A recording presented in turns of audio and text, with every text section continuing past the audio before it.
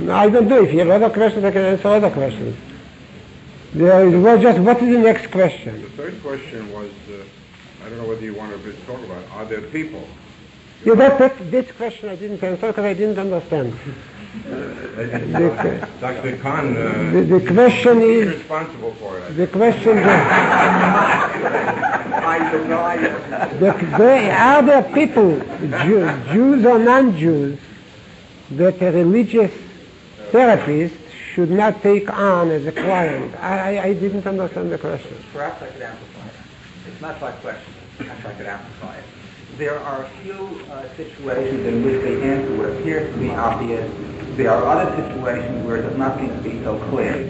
Let me give you some practical situations. For instance, for those who are involved in what's now called sex counseling, if you have an individual who comes and says, I'm having difficulty, I'm not married, but I want to alleviate any difficulty that I have in terms of this girl that I'm living with.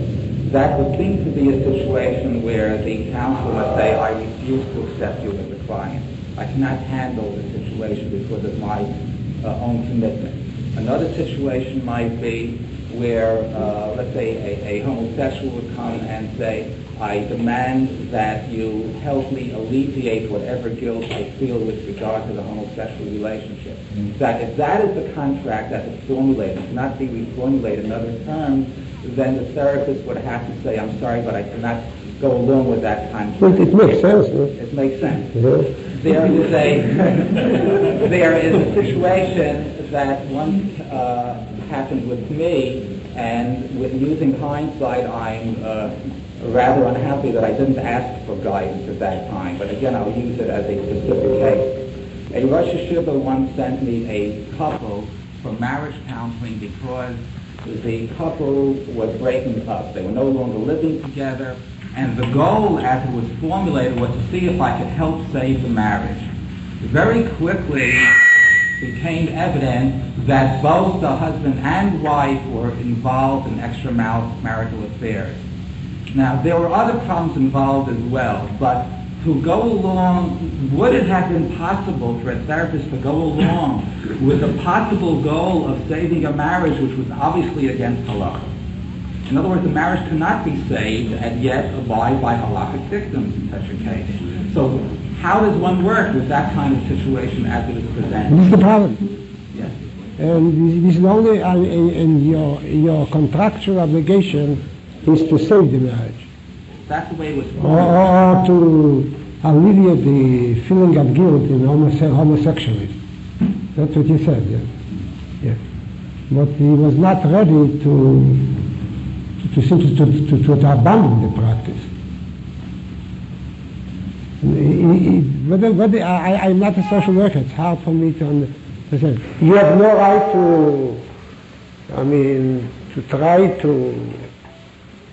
that he should change his way and his ways, and you have to right away at the very beginning justify what his practices and what I only help him just to be a sinner and a happy person.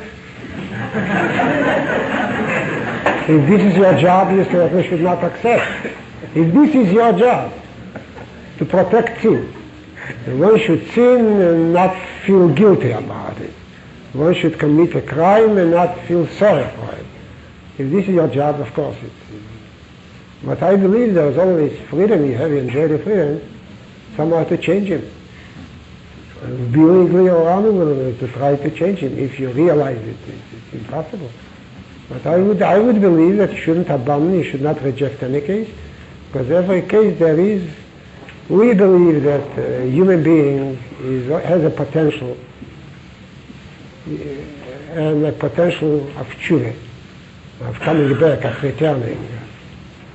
And the social worker should, I believe, works with this idea, the idea of having faith in a person.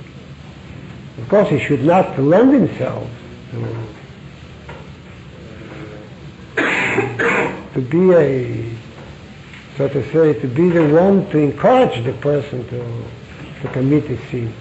But there's always a chance, there's always a hope As long as the hope prevails that you may change him completely, so I would say you should deal with him.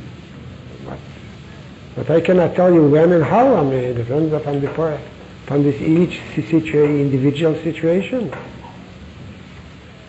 Yes? Gary? Yeah, in relation to that, if the goal is to bring the person around to The right way. the right way, but the process might be deviant from the halakhic point of view, how far can you use yourself in that process?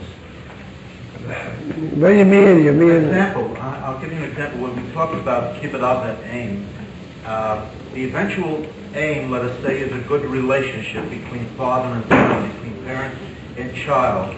But in the process to bring this about, one has to have the child confront parent, what we might call a disrespect to I understand. how far can we use our? Your question is related to kibbud av aim. Let's This take it. question is related to sex offenses. All right. There is a difference as far as the answer is concerned. There is a difference as far as the answer is concerned. In kibbud av aim, you may try, you may experiment, you may take a risk. Not in such a case. In sex offenses, if you are convinced more or less that it's difficult, drop it. In kibbud av aim, I would recommend patience, and the child should confront the parent once and twice, even though he'll manifest disrespect for the parent. If the objective which you want to achieve is a good one, so it is quite not only permissible, it's commendable. But not with regard to, because there's a difference. I don't believe it's necessary to exploit.